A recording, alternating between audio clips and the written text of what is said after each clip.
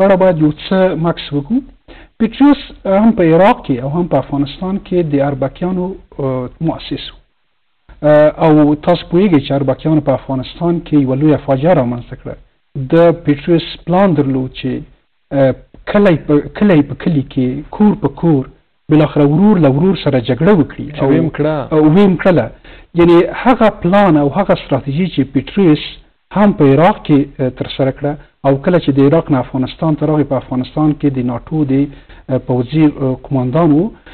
دلته په افغانستان کې هغه پالیسي ستراتیژي چې د جنگ په ډګر کې درلوده، له هغې امله په سلګونه زره خلک هم په عراق کې ووژل شول او هم په افغانستان کې ووژل شول.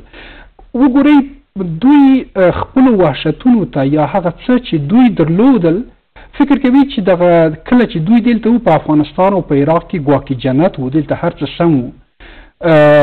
لاړ شئ تاسو کلیو ته ولاړ شئ، هغه وضعیت چې په کلیو کې په دغه 20 کلو کې تیر شوی دی چې کلي وران شوي، کورونه وران شوي دي.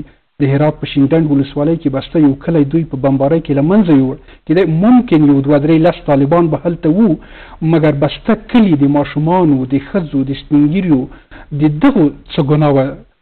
همداسې که وګورو د امریکا جنایتونه، د CIA جنایتونه په ټوله نړۍ کې ټولو خلکو ته څرګند دي، دا پټ نه دي.